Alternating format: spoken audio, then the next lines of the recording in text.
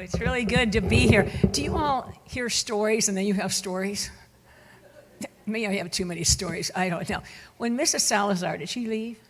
Did she leave? When she's telling those stories about two shoes and all this kind of stuff, every now and then I have something different happen to me. Just every now and then. More like now than then. And I was speaking at Hyles-Anderson College. You won't believe this, but I was a professional model for 12 and a half years. When I wasn't even saved yet, but I taught in modeling school, and I was a professional model. And they had me come to the college to teach how to dress. And I had an old car, and I didn't want to wear both my brand new shoes, especially the one on the gas pedal, because it was worn away underneath it. So I put a different shoe on, and I'll switch when I get to the college. And they came out, they were waiting for me. They said, "You're speaking now, come quick." And I came, and I'm sitting there as calm as anything. And another lady who was a professional model also, and years ago, she looked at me and she said, "JoJo," and she's real feminine, "JoJo, did you know that you have two different shoes on?" You know, that was like I screamed and ran out to my car to get it. I mean, I have too many stories, I know. Then one time, I mean, these things, did these happen to you ever, something like this? My daughter, I'm talking about there's no place like home. Home is wherever you are. Home is wherever you are, and I'm going to talk about that. My best friends, definitely, without beyond a shadow of doubt, is Roy Moffitt. It was something. I'm very transparent. I don't know if you can tell that. I'm not probably too transparent. I'm not a phony. I'm a phony when I don't feel good. I'm a phony. Because I'll say, "How do you feel?" Anyone who has serious health issues, things that don't work, my colon's damaged real badly from a fluke in surgery, and my system often can get in trouble. It doesn't hardly ever, but it did this morning. And who do you call your best friend? I called Roy, and I said, "Honey," he said, "Are you okay?" I said, "I'm fine, I'm fine." You always say that, but look at her deep and say, "How do you really feel?" You know, I don't go into it unless someone's a dear friend, and I'll maybe share something with them. But, I was a mess this morning, and I didn't know if I was going to make it. I have never had that happen at a meeting, so I'm taking Imodium. Do you know what that is? I think I've taken too much. Talk to me in about a week, and I'm this big out in front, you know. But I called Roy, and I said, "Just pray with me, would you?" He said, "I sure will, honey." He said, "I love you." I said, "I love you too, Roy." But I really mean it. He is my best friend. He's my buddy. He's my sweetheart. He's my lover. He's everything to me. And I hope you will make your husband that. He's not. Well, start it. Start today. Start today. You don't have to be exactly like me or anybody else. I don't compare myself to other women. I'd be defeated. I have to be what God wants me to be, but I have to constantly add things and subtract things. Well, one time, I took Joy with me to a meeting, and I had more things happen on airplanes. I don't know why, but do you ever notice how small they are, the restrooms? Yeah, they don't make them for a normal person, you know? And Joy was real antsy. She was by the window, and there was a man who appeared, I'm not sounding judgmental, he didn't like people getting up and down. He'd go, "Oh, because she had to keep using the restroom. I said, "Are you okay?" She says, "I am, but I've got to go wash my hands now." So I went with her. We went back and this time he got up. Oh. I said, "I hope you have a good day. We'll be right back." I thought so. We went in the restroom. She didn't come out. Have you ever heard when those toilets flush? It sounds like you're going down in it. You know, I'm just... I study these things. And so here, she didn't come out. And I'm waiting and waiting, so I thought I'd go back. Well, when you're in the restroom, a skirt very similar to the one I have on. It wasn't this one. It's like a Kiana, like a silky, knitty thing, flimsy, flow. I went in the restroom, I came out, and I thought, maybe she went back to the seat. So I shut the door and I started walking, and all of a sudden this woman goes, "Ma'am," and grabs my leg. That is not normal at all. And I looked at her, I said, yes, ma'am. She said, "Your skirt is tucked into your pantyhose." And I thought, what do they expect? They make the restroom so small, you know? And I'm just, thank you. And I went back in, straightened myself. I came out, and finally Joy comes out. She says, "Why is everyone laughing?" I said, "Nothing, just follow me. Just follow me." The man again gets up. Joy gets by the window in the middle. I thought, I'm going to win his heart. I'm going to become a friend. well, not friendly, but just, well, I was. I was putting my seatbelt on, and I was trying to make eye contact with him. You know, you're looking at the man as you're reaching over. I remember he had Bermuda shorts on because I grabbed his leg. When I felt the hair on my leg, I thought, on my hand, I thought, I think I missed the seatbelt, you know. And he said, ma'am, I said, I'm so sorry. I said, I don't usually do that to anyone, much less you. And my daughter, now he's laughing, I'm laughing, the lady across is laughing. And Joy said, what's going on? I thought, surely you should have some empathy, some compassion. I said, well, you know how he seemed a little bit upset with us? She, oh, yeah. I said, well, by accident, I reached over and I grabbed his hair in his leg. Wait till I tell Dad, you know. I've had more things happen on planes, you know. These are my $1 tree. Do you have a $1 tree building? Do you notice it bothers me? $1. What is with me? What do people do? Stick them here or something? I better not try that. So anyway, I'm going to Washington, D.C. This is like 2 weeks after the planes hit. Well, I was not eager to go at all. And I was with my buddy, my best friend, Roy, you know? And we're driving, and when I'm with Roy, I'm more quiet. I really am. And the girls were with me when we were driving here. Petey, is she here today? Petey, you're here. My dear friend who's just not been very well, she's going through chemo for the second time. Is it, Petey, the second time? Third time, cancer. Look, I don't teach math. And Petey was with us. We picked her up. She lives near me. And then, where's Leslie? But if you notice, I'm more quiet in the car. He's the one that talks. I always do that. I'm more quiet. I want him to be the one that leads in conversation.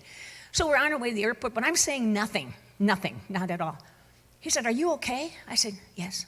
Yes, I am. I'm fine. JoJo, what's wrong? I said, I think I'm going to die today. That's not a normal conversation. He said, you're going to die today? I said, do you realize where I'm flying? I'm flying to Washington, D.C. Do you know what just happened in Washington, D.C. a few weeks ago? And this is the first trip. And he said, JoJo, are you not prayed up? Oh, that was a real consolation to me. I said, yes, I am. But I want to be surprised when I die. He goes, if you crash, you'll be surprised. He was no consolation whatsoever to my heart. So I said, knock. You know, do you ever talk to yourself? I was telling the girls today when I was telling them, I said, it's not bad. What we talking about, it's not bad to talk to yourself. She was, right. I told him, I said, it's not bad, because, you know, as leaders of things, we'll talk to ourselves. Do you ever do that? Why did I do that? You know why you did that. No, I don't know why. Oh, stop it. You might have a problem if you've got a two-way conversation going with yourself. But I'm trying to talk to myself to convince myself it's going to be okay. Stop it. I sat down, waiting. I always go to the restroom. You know why? Before I get on the plane, because I don't want this happening again. So I went to the restroom, came back, and I got on the plane last. Before I got on the plane, this is right after it happened, this man walked by with a towel on his head.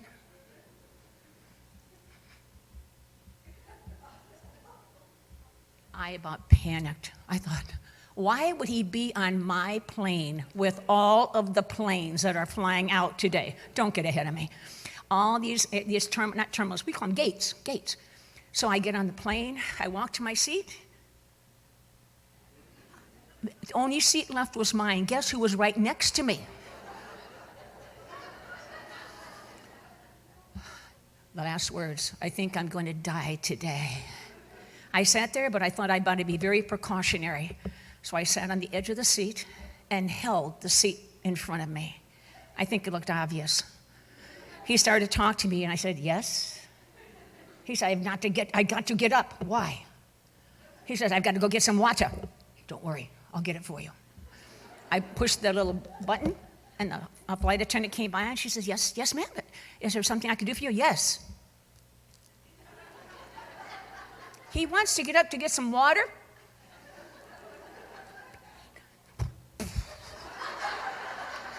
She looked scared of me. She went back and she got the water and brought it to him. He starts to get up again. I'm thinking, we're in the middle. If he goes to the front, you know why he's going to the front. But if he goes to the back, it's okay. I step back. He went to the front. I took off after him as fast as I could. I stood in front of the cockpit door like this. It took him the longest time to come out. He walked out and he said, I thought you would be here. I went. He walked and sat down. I thought I did a noble job. As I was getting off the plane, I was so glad when they landed. As we landed, I walked to the front. He was in front of me. He left. The captain came out and talked to the stewardess. She pointed this direction. Ma'am, could we talk to you for just a minute? I said, sure. On behalf of the entire flight crew and all the passengers, thank you for saving our plane. I said, anytime at all. I guess the word I'm trying to use is care. I think I care sometimes too much, but I'll never forget that. I'm sure they won't either. But home is wherever you are. I love this verse, what talks about a wife, Proverbs 18:22. Whoso findeth a wife findeth a good thing. I love that. And it really obtaineth favor of the Lord. Don't you want to be that kind of a wife? If you're not married, just as a sister, a brother, I mean, you're not a brother, but a sister or a friend, a cousin, whatever you are, enjoy where you are. Enjoy being here right now. I'm not in Indiana. I don't know about you, but those of you that fly often or fly, I sometimes don't even know where I am. My husband, I drive him crazy. Who's picking you up? I don't know. Well, you don't know them? No. You feel safe? I've never been killed yet. And sometimes, maybe they would know me. I don't know. But I feel very safe. I always feel like the Lord protects me. I've only had one time they didn't pick me up, and I sat on a curb in San Diego airport just waiting for somebody to pick me up. And they they had the time, 2 hours difference. So what do? I started passing out gospel tracts. I started telling, it's hard to invite somebody to Chicago when they're in San Diego, but you can still have a good time doing it. But I thought, your kids are going to leave the home. You still enjoy your home. Right now, we'll never be alone. We have a handicapped son, Roy Jr. Our first son, how we longed to have a boy. I can't explain it, how we longed to have a son. Our first was a daughter. We were thrilled. But my husband's an athlete. He wanted a boy. When we found out Roy was born, Tina was 6 pounds and 12 ounces. Roy was 8 pounds and 10 ounces. Full crop of hair. His hair actually hung down over his ears. It was long in the back. I cut it before I took him to church because it was so long. But I was so excited. It wasn't within a matter of hours. They said, we're going to run some tests on him. I said, test? I think, he's robust. He's a little chunky little guy, and he's our boy. I remember my husband jumping up and down. Years ago, moms did go into the delivery room. Do you understand? They had to go in to have the baby. But the father did not go in with our first three. They didn't do that kind of thing. When he found out it was a boy, he was just jumping up and down in the hallway. He was so excited. And then they came in and said, they're going to run some tests. The doctor must have had a busy day. He appeared very abrupt. He said, we're running some tests. And a test, you're thinking, what kind of test? I said, what do you mean tests? And he goes, well, some tests. They're just seeing some things we're concerned about. I said, well, please, could you tell me? Ma'am, we're running tests. I said, I understand, but everything seems so fine. He said, ma'am, your son is a dwarfed. Your son is going to be retarded. Your son will never, we understand. He has hypothyroidism, cretinism, dwarfism. Normally they live for 12 years. You'll put him in a home. That was how he handled me. I broke, not right then, but I called Roy right away. And then if you know Roy Jr., you'll know his story a little bit. You cannot meet a young man who's more caring and more delightful. It should be Care Moffitt. He gives everything away. He's on total disability. He's had 35 surgeries. One of the surgeries, they had to break the jaws, cut everything back in the facial area. We don't really know what he looks like because he was born with abnormalities. And they had to remount his face. When he came out of surgery, he was totally connected to all the machines and life support, everything. And they came out and said, your son is bleeding. We've gone into not cardiac arrest, but we're losing him. They came out, and then they came back a little after that, and I said, please, can I see my son? He said, the surgery's finished. They'd given him blood transfusions, everything. And I said, please let me see him. He's my buddy. He's a little guy I've been with many, many surgeries and ICU units, and I just pumping life into that boy as he's pumped life into me also. believe me, with his spirit. I went in there, and I couldn't even tell if it was Roy. He didn't look human, because they broke the jaws with hammers and everything, whatever they used, the device they had to break all this. His eyes were swollen shut and already turning purple. He was on life support. I only recognized him from his fingers, his little chunky fingers. I'll never forget it as long as I live. I remember going up to him, and I said, please let me see him. First they said I couldn't see him. They needed to clean him up. And when I went in, I just said, Roy, this is Mama. Roy, don't you quit, buddy. You fight. You fight, Roy. You fight. His oxygen was up as high, I think. They had it. I could have it because they said that they were, his heart rate, everything was dropping. Blood pressure was dropping fast. And as I'm talking, the nurse said to me, she said, keep talking, it's going up. Keep talking. No one's ever said that to me before, to keep talking. But they wanted to hear me. And that kid came out of that situation. And this is Roy, in an ICU unit, coming out of it. And honestly, I couldn't believe he was Roy, because he was so swollen. And all of a sudden, his little finger, because he had his little thing on his finger that was lighting up. I think it was for oxygen or something. It looked like E.T. or something like that. That's the little thing on his finger. Who's E.T.? They always say E.T. E.T. has a light on him or something. So, and I'm not saying a bad thing, am I? What is that? But it lights up, right? It has a light. And so he's pointing like this. He's strapped down, pointing, and I said, Roy, he couldn't talk because everything was down his throat.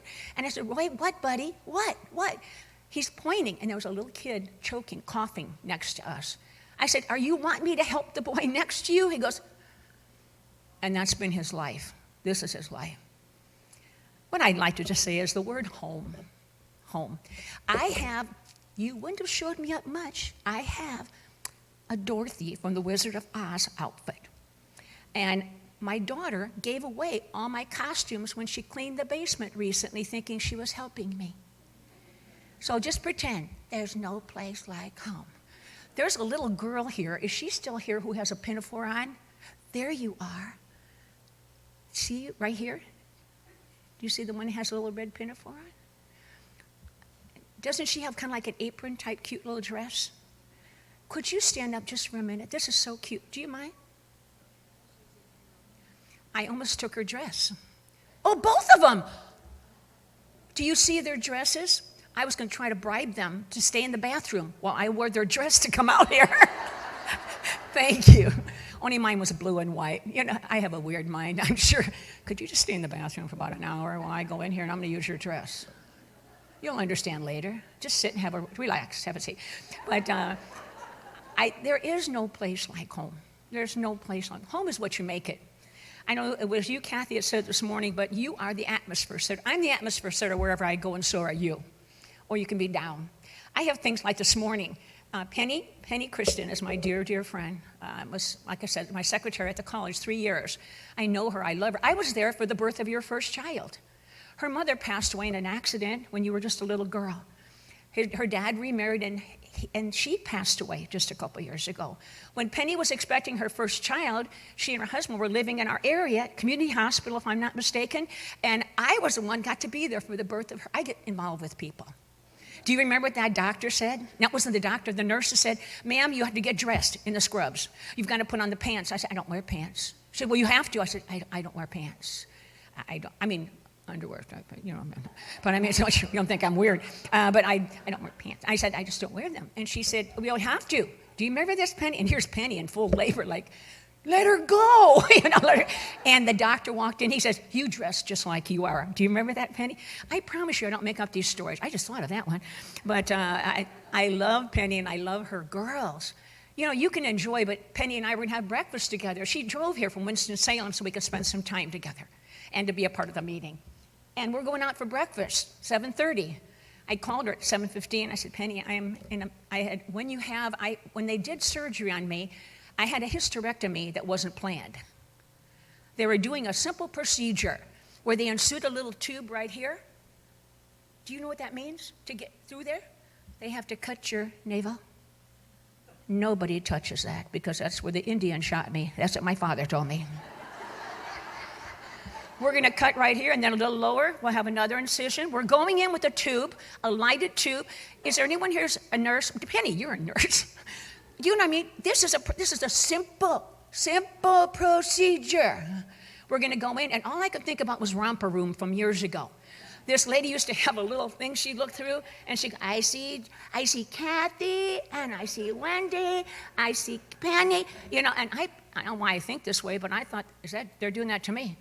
And the doctor said, it's a simple procedure. There's nothing to this, nothing. I've done hundreds of them. I thought, yeah, right. Just remember, I'm a rare bird with an upbeat spirit. When they went in, they don't put you under very deep because they're doing this little procedure to look in to see what's going on. My ovary ruptured. I was hemorrhaging. His wife is the anesthesiologist. I could hear them talking. People, I'm telling you, if someone is dying, they hear you. I'm losing blood as fast, I guess you could, through this. The doctor's talking to his wife, who's the anesthesiologist, and she said, we're losing her. I don't know about you, but I'm hearing this, and I can't talk. There was something in my throat, and I'm going ventriloquism. Don't lose me. Don't lose me. Someone do something. Don't lose me. When I woke up, these friendly nurses that need a little bit of finesse and kindness, just here, on your all fours, just get on this slab. I thought they're taking me to the morgue. I am dying. I'm dead or something. And I thought they left the tools in me. I really did. My mind works a lot. And it's just getting bad. And the doctor walks in and he says, I said, I get to go home today? No, I don't think so. I was there for 5 or 6 days. And I told him, I said, you know what happened? When you had me under, I could hear you talking. And his wife was with him that came to see me. And I said, I heard you talking and you were losing me. It was you, Mrs. Schwartz. I heard you talking. And he said, that is what happened. But I didn't die. Every day something happened. Every day something happened. I'm not kidding you. Finally, I'm going home. And I put my new nightgown on. You wear those bed clothes they have. They aren't the most attractive in the whole wide world. And you have to wear several because the back's open. You know what I mean? Then you wear a front and a back and a front. You're very hot, but you look modest. And I had my brand new nightgown on. I'm going to wear it today. I'm in a special unit, by the way. I'm not just in a regular unit. Attached to all these things, and I had a catheter, and I have all the whatever they had me attached to that. With all these, what do they call them? IVs. Yeah, poles. That's a good word. Poles with IVs. And so I'm thinking, all of a sudden, it's the day I'm going home. All of a sudden, my heart, I could feel it pumping right here where the Indian shot me. And as I'm looking down, every pump, blood was coming out. That ripped open. So I'm like this, my new nightgown. Oh no. I'm pushing the button for the nurse right across from the nurse's station in the special unit. You know that story of that, in Holland where that little boy saved the whole country because he put the finger in the dike? I had a catheter I had on one arm. I'm holding on the pole, trying to get out of the bed.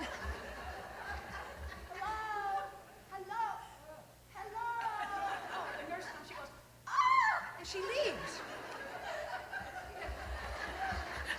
I get back in the bed and I lay there. I thought, I'm going to die again.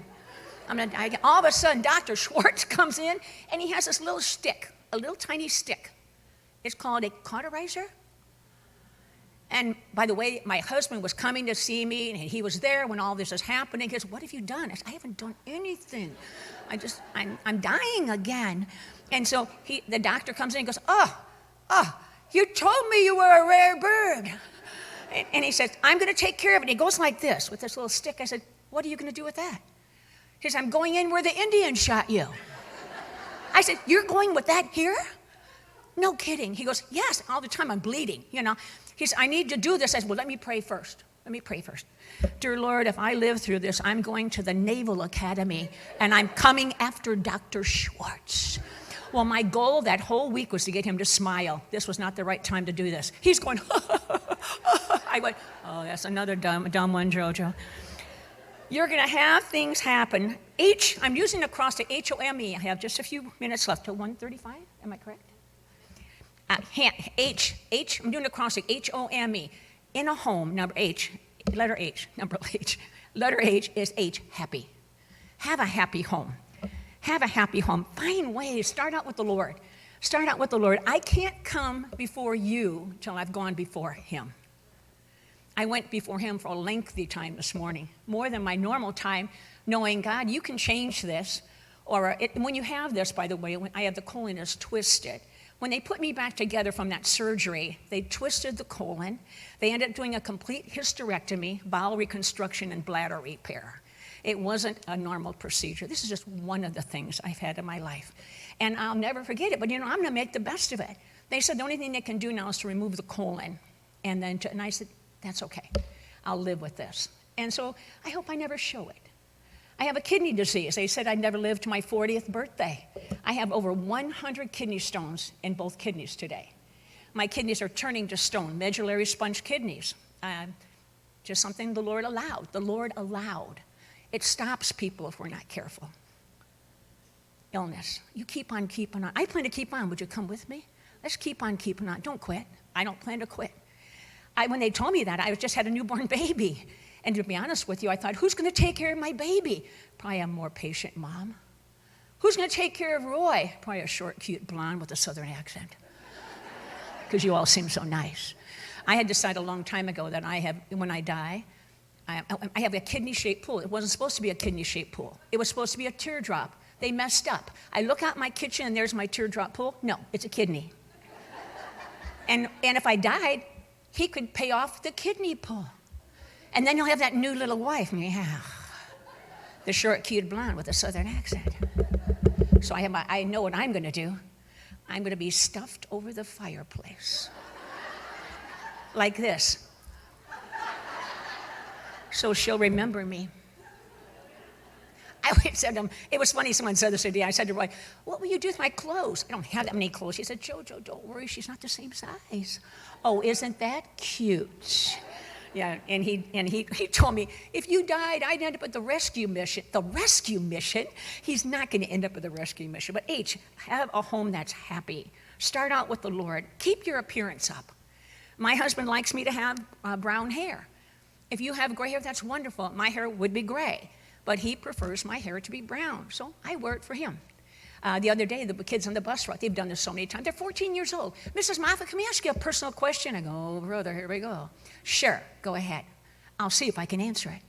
And they said, how come you have, is Brother Moffitt your dad? I said, ask him. No, don't. Is Brother Moffitt your dad? I said, no, he's not. Well, you seem so much younger than Brother Moffitt. These girls were so cute today. They said, you don't look 76. You look 107. No, they didn't say that. No, you didn't. No, he didn't. No, he didn't. No, they didn't. They were so cute. You do not look 76. I said, thank you. I love you more so. Every one of the 8 of you. And they're so cute. And I don't know about you, but I can't change some things. But I can change what I can. And one thing is my hair. Roy likes it this way. So that's why I'm going to wear it. He likes me to keep my figure right. I don't have to. You say, do you ever have a problem with weight? Oh, one time. One time that day, I gained 83 pounds with a baby. The baby did not weigh 83 pounds. I like to clarify things for people in case they get confused about things, I kept eating. The night before Michael, he's now a police officer, before he was born, I ate, are you ready? 6 donuts at Dunkin' Donut. I would have eaten people if they were cooked. It was just something about me. My husband said, don't you think you had enough? No. And I was so hungry. I went from a size 10 to a size 20 all by myself. When I left the hospital, you weigh yourself. That's bad. Get on that. You get on there, Chunky. You get on there, Chunky. I didn't say that.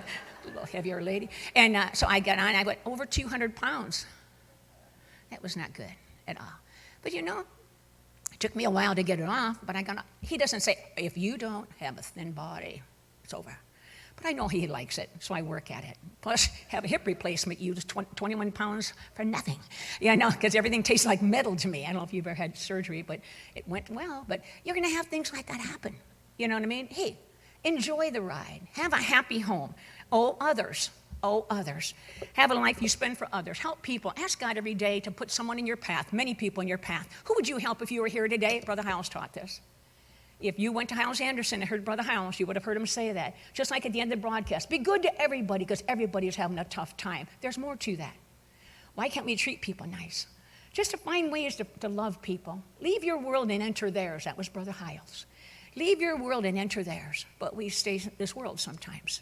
God, who would you help is what he'd pray. Who would you help today if you were here, Lord? Please use me. I prayed it this morning.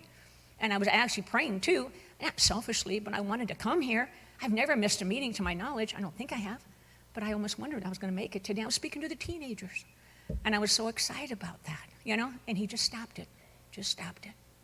He's so good to me. Others, think of others. Write letters of encouragement, birthdays. Make quick phone calls, like I did to Roy one time.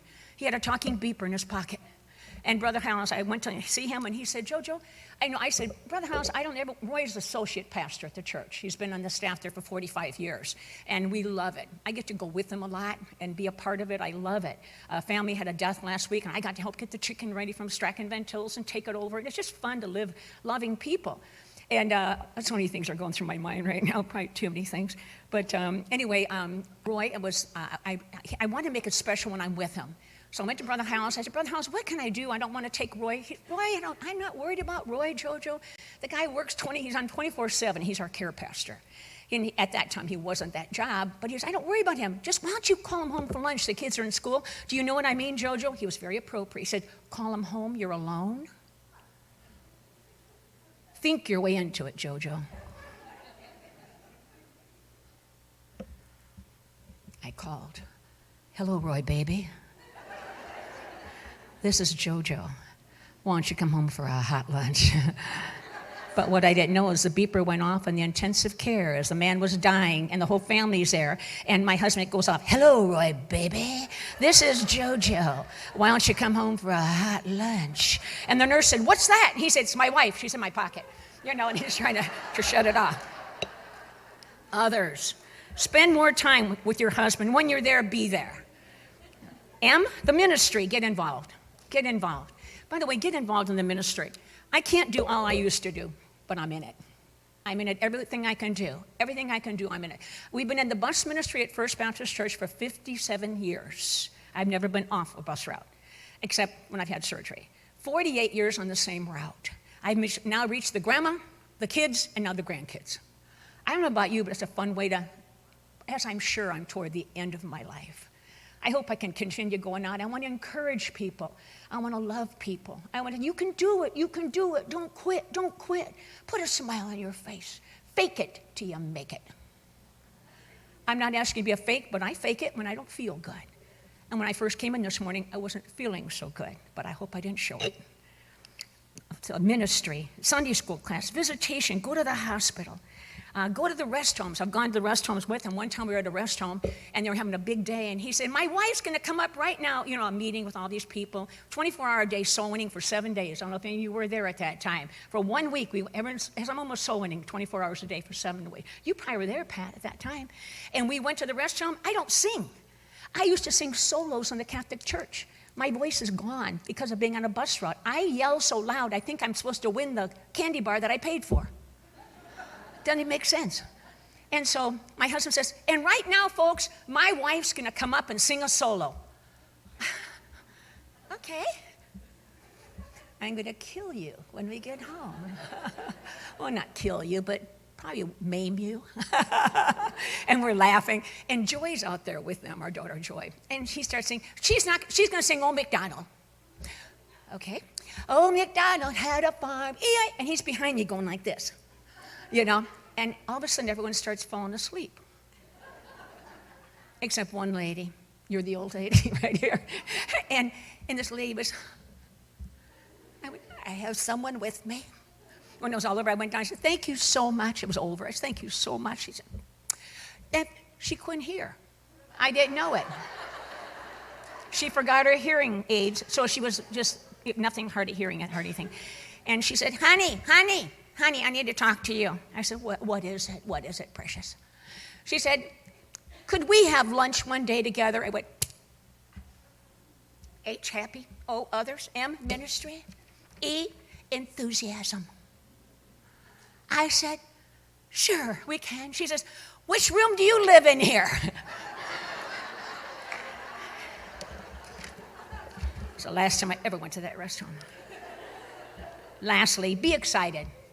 Be your husband's cheerleader. Be your kid's cheerleader. Cheer from wins and losses. Did you catch that? There are no perfect families. There are no perfect marriages. There are no perfect children. There are no perfect grandchildren. Don't give up on them.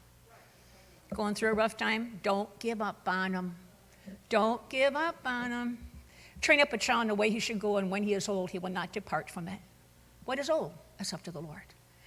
I've had all kinds of things happen in my time. I have 1 minute, and I'm on target. But you're going to have things happen. H, be happy. O, others. M, get in ministry somehow. If you can't ride a bus, you can't teach a Sunday school class, could you make treats? Could you give something enthusiastic, money, maybe to help out the bus route? And E, enthusiasm, as much as you can within your... Enthusiasm is a keen, intense interest. I've had everything happen. I remember one time I was out at Walmart. Walmart is another place I have a lot of things happen. I'm at Walmart, and they had given a bunch of nylons as a gift to our church. Hundreds of pairs, legs, off black type. I thought, oh, this is so wonderful. There's the defect. I said, well, there's several defects in me, so I can wear these. I had them on at Walmart, walking through Walmart. All of a sudden, I heard this snap.